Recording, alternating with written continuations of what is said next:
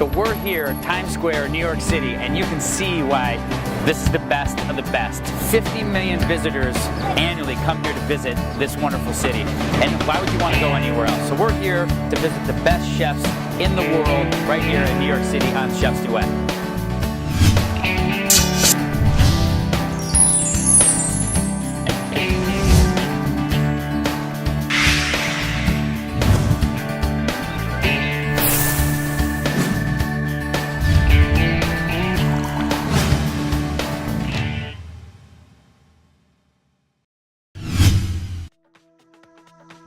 And I am super excited to hear so much that I don't know about New York that you guys are going to tell us. Can't find a better place to learn about New York. Let's hop on board. Right? Let's go see some food and see some New York.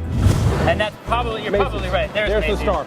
There's the star. We're heading up the Avenue of the Americas. 6th Avenue is what New Yorkers call it, and they were replaced by hot dog guys. Hot dog. And then over here on the right, Radio City Music Hall is home to the Rockettes. Yeah.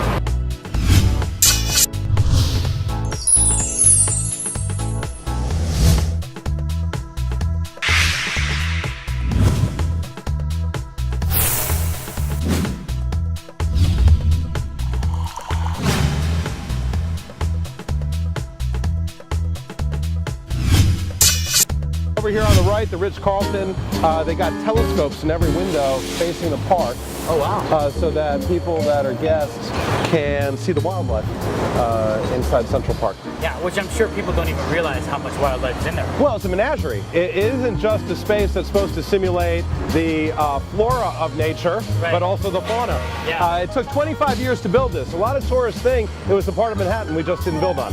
We just left out a rectangle. Yeah. And no, this is as designed, manipulated, and constructed as the entire city around it. And to give you an idea of New York's dedication to this park, when it was built, New York City devoted 3 times its entire annual municipal budget to the construction of one park. What that meant is, for 25 years, 1 out of every 4 tax dollars raised in New York City every year went to build a park.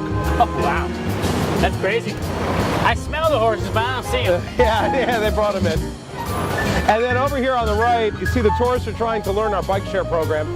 New Yorkers are just trying to figure it out. The tourists are having a little more trouble figuring it out. My wife and I took those bikes the other day for the first time, and first of all, just let me say that we had a great time and it was a great experience, but they are a little bit of a challenge to They're figure out. clunky, right? They're heavy. Well, this is Columbus Circle. We're going to go around the circle.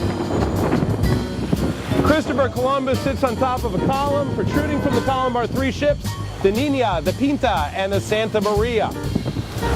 Most people remember from Hurricane Sandy coverage the dangling crane building. We've rebuilt the crane. Apartments are under construction. They are for sale.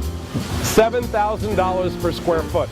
Yeah. I'll take a closet. Yeah, I'll take For that address, I would sleep standing up.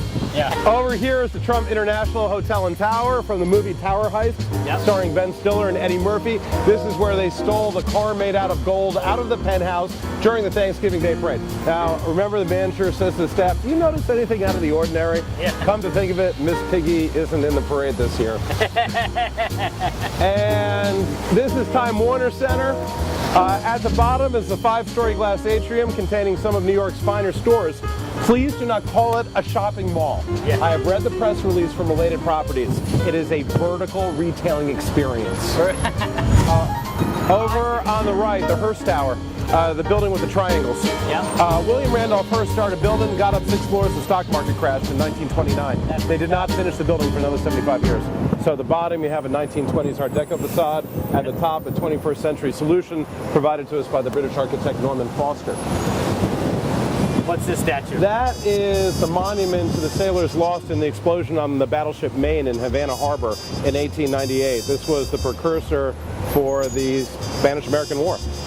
The belief that Spain had willfully destroyed our warship in Havana Harbor. Most historians think there was actually a fault with the boiler system. And how long has that been there? That particular one? Yeah. Oh, well, it's 100 years. That statue's been there for 100 years. 2 great towers in front of us. The Sherry Netherlands, and on the left That's the Pierre Hotel. Now, most people don't know this. The Pierre is a cooperative apartment building. See, we think about the hotel at the bottom, that the people upstairs, there are 46 people who live upstairs. They own the entire building. They lease the bottom to Taj Resorts of India to operate as a luxury hotel. This has to be the most ornate facade in all of Manhattan. So beautiful. There's definitely some time involved there. This apartment building from the 19th century was designed by Henry Hardenberg, the same man who designed the Plaza Hotel. Look at the stained glass transom. 1885. Yeah, you normally just drive right past these things without noticing it, right? Yeah. Over here on the left, Carnegie Hall. But what most of us care about more is the Carnegie Deli. Yeah. Succulent pastrami, Reuben sandwiches. Don't forget the cheesecake, blueberry, strawberry, raspberry, chocolate, mocha, fudge swirl, original flavor. Right? And you know the mistake tourists always make? They get one sandwich for one person, not realizing that Carnegie sandwiches are so tall, a snake cannot unlock its jaw wide enough to bite down on it. Right. It is one sandwich for 2 people, maybe 3 people. Your cheesecake you share with no one. Wait a minute, so is it safe to say that you've eaten there? Oh, yes. It is. I was about to say, it's a walking menu. It knows everything. Although I live on the Upper West Side, and I like to go to Artie's on 83rd and Broadway, Yep. right in the heart of the Upper West Side. It doesn't have the same name brand recognition with the tourist, but it's where Upper West Side New Yorkers go. Everybody says New York style cheesecake. Give us a little history of why New York style cheesecake? What is it? I don't have a clue.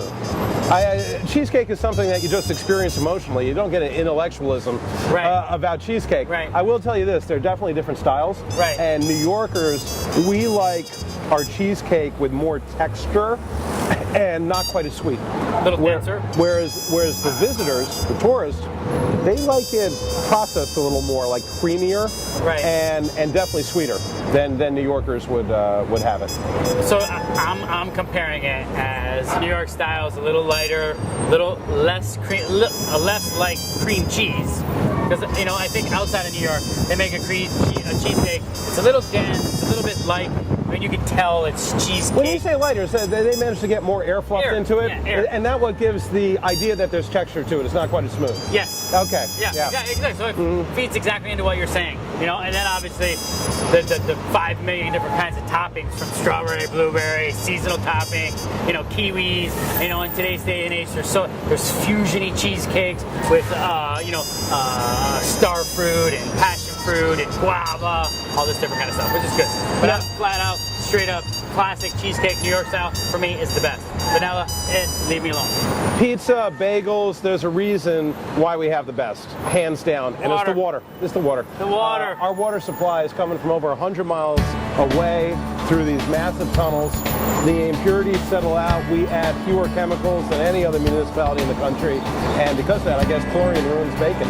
Yeah. And since we have this great supply of fresh water, I actually heard a story about a man who had retired to Florida and was bringing tanker trucks of water down there to get the pizza crust just right for all the retirees who want authentic New York City pizza. Yeah. You can get anyone to make a pizza place. Go to a pizza place, quite often the guys making the pizza is a Mexican. Yeah. But the pizza is New York authentic because of the water they use to make the dough.